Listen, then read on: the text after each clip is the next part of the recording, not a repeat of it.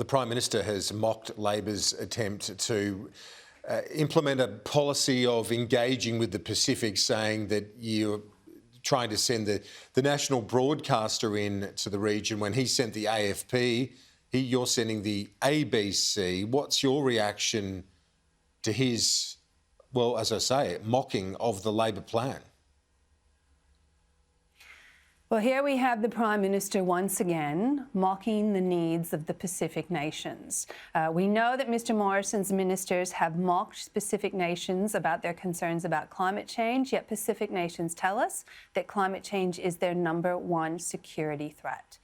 Here we have Mr Morrison mocking the need to send Australian voices and Australian information into a region that is suffering from disinformation and propaganda being broadcast by the Chinese. We know that over the last few years, as Mr Morrison cancelled shortwave radio services and cut back on Australian broadcasting into the Pacific, the Chinese have moved in doing English language broadcasting on television and on radio. Mr Morrison misunderstands the challenges that Pacific nations are facing when it comes to this misinformation.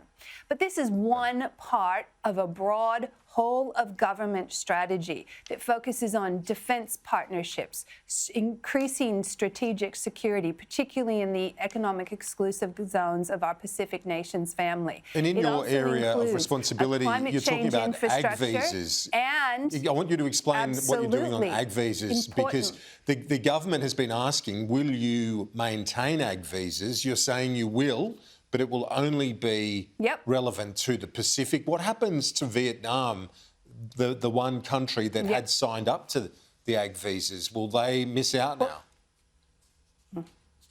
Kieran, a few parts to this, and let me quickly take you through it. One, we did announce significant changes today in terms of the Pacific Australia labour mobility schemes. And for your viewers to understand this, these are not just filling job shortages in much needed areas in rural and regional Australia. It's also about remitting, sending money back. Each Pacific worker sends about $2,200 every 6 months back, and when they leave Australia, takes home about $6,000, $6,500. That's important economic support for Pacific nations.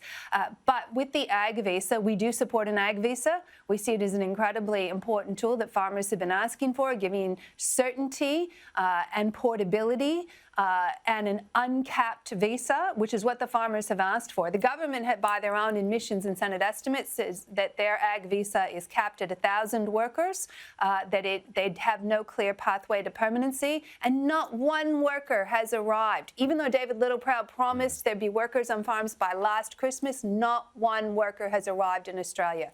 So we see the ag visa as a great opportunity to provide jobs and economic support for the Pacific Island nations and Timor-Leste.